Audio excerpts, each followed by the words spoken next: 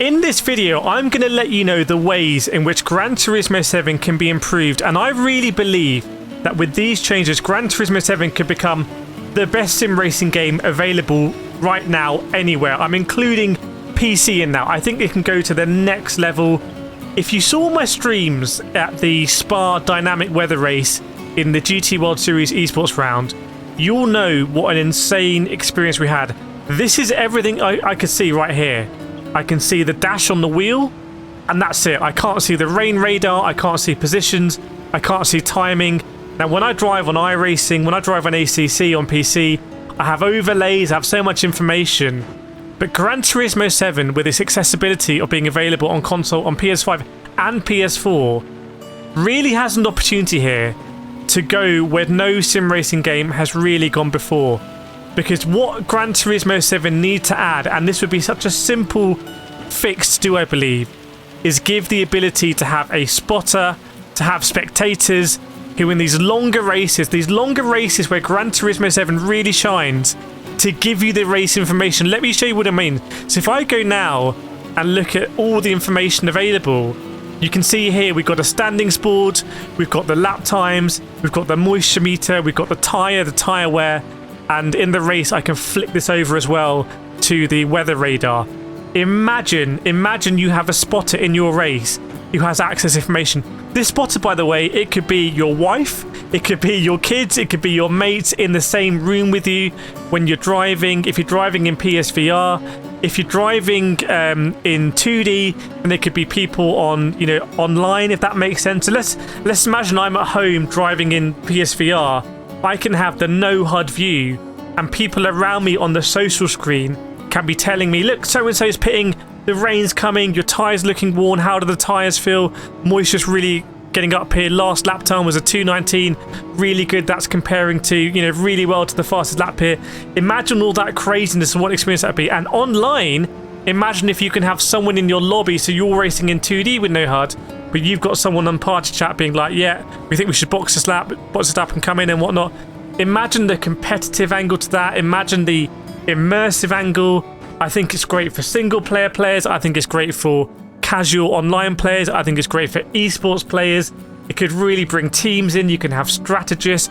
Gran Turismo 7 is a game that has done so much, in my opinion, for things outside of purely driving a car, and I'm all for it.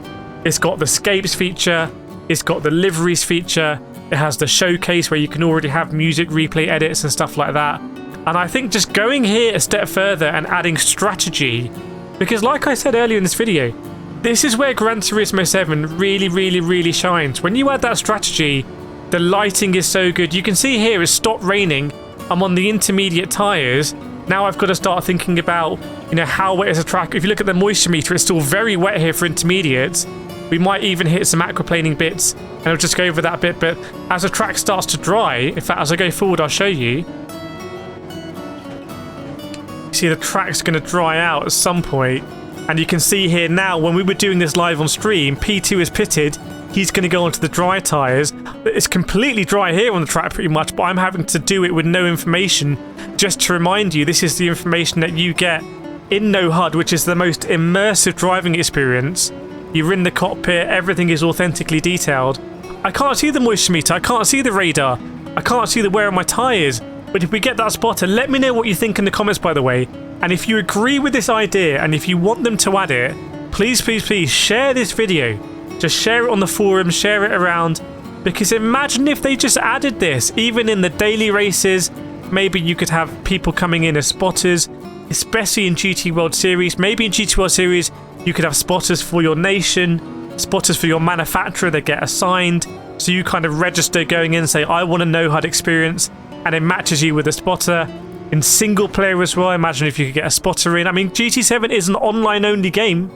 Remember, that's a trade-off that we all have when the servers go down, when end of life is, we won't be able to play it. But this should be the benefit, this kind of immersive racing, more than just the individual in the cockpit. That's what GT7 really has. It has that kind of soul. Forza won't be able to touch this. iRacing is not as accessible. ACC is not as accessible, let alone R Factor 2 and all that kind of stuff on PC as well. GT7 could very clearly take the absolute crown here. I mean, at this point in the race, by the way, we're in P2. When you're doing this live, you'll have the standings. Again, your strategy people in the pit wall could be saying, right, we know it's 40 seconds for a pit loss. You're 30 seconds behind, or you're 30 seconds ahead. Do you want to drop 10 seconds behind, get on the faster tyre, or do you going to be caught at the end?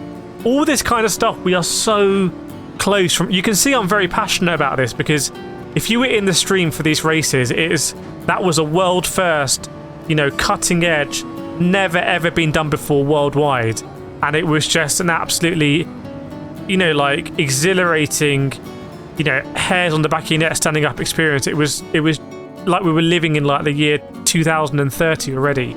You can see now I decided to come in on a gut feeling.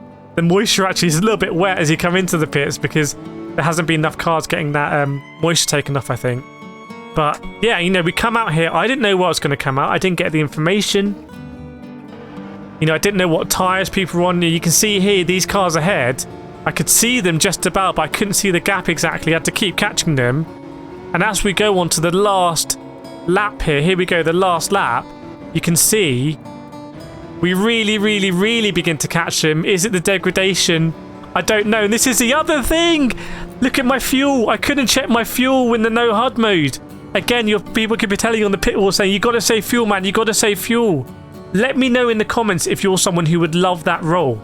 You would love to be that spotter. Maybe you could do it through text prompts, by the way, like careful on fuel, use more fuel, come in for tyres, so you don't need to have a microphone. There's such an opportunity here for them. And I know this was really painful for me, this moment, but it was also such a beautiful moment, and it also just really showed the absolute potential here. So I feel really, really, really strongly about this. Let me know what you think. I think this would make Gran Turismo 7 the best sim racing game ever, and I think it would just cause a real storm in the sim racing community. So let me know what you think, and I'll see you in the next video.